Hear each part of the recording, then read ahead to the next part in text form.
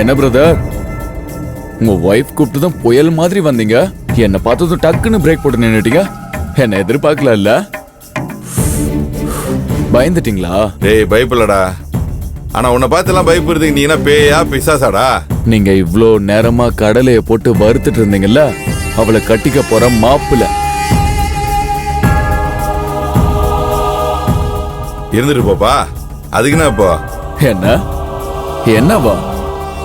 தேவையில்லாம அவளுக்கு இந்த ரூட்டு விடுற வேலையெல்லாம் வச்சுக்காத, அப்புறம் அவ்வளவுதான். கௌரவ், நான் ஒன்னும் அவங்க பின்னெல்லாம் சுத்தல. நான் என் பொண்டாட்டி துணியெல்லாம் துவைச்சு காய போட்டுட்டு இருந்தேன். அந்த பொண்ணு தான் வந்து மேல என்கிட்ட பேசிட்டு இருந்தது. அவளா வந்து பேசுனா நீ உடனே உன் பல்லு 32 தெரியற மாதிரி இழிச்சிட்டு பேசுவியா? என்கிட்ட பேசாதீங்கன்னு சொல்லணுமா இல்லையா? ஏன்பா உங்ககிட்ட பேச கூட நான் எப்படி அந்த பொண்ணுகிட்ட சொல்றது? நீயே சொல்லிக்கலாம்ல. என்ன கிண்டலா இருக்கா உனக்கு? உன்கிட்ட பேசக்கூடாதுன்னு அவகிட்ட சொல்ல சொன்ன. ஓஹோ, இந்த மாதிரி பளிச்சுன்னு நம்ம கிட்ட சொன்னாதானப்பா எல்லாமே எனக்கு புரியும். இப்போ புரிஞ்சு போச்சுல? கிளம்பு. நான் கிளம்பணுமா?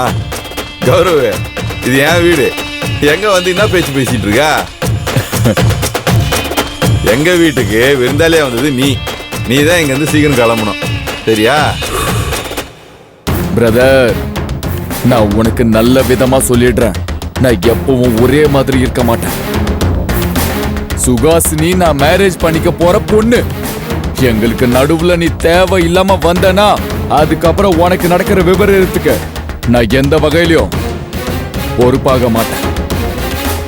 சரவணன் மேடம் வந்துட்டேன் மேடம். ஏம்பா உங்ககிட்ட டஃப் கொடுக்குற மாதிரி எனக்கு மூடும் இல்ல, டைமும் இல்ல.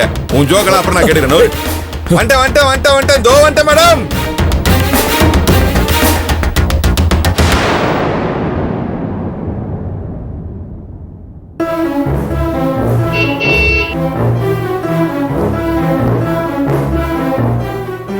சரவணன் வந்துட்டேன் மேடம்.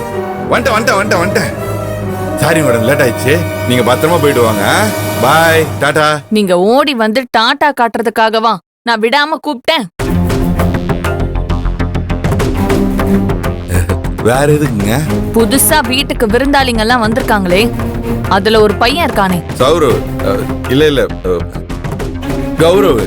கௌரவ்னு பேரை வச்சுக்கிட்டு கொஞ்சம் கூட கௌரவமே இல்லாம இன்டீசென்ட்டா நடந்துக்கிறான். என்ன மேடம் சொல்றீங்க? அப்படின்னா அவன் இன்டீசென்ட்டா நடந்துக்கிட்டான்? நான் மாடிக்கு போனேன், அவன் அங்க நின்னு ஸ்மோக் பண்ணிட்டு இருந்தான். அவன் பிடிச்சிட்டு இருந்தது நார்மல் சிகரெட் மாதிரி தெரியல, ஸ்மெல் வேற மாதிரி இருந்தது.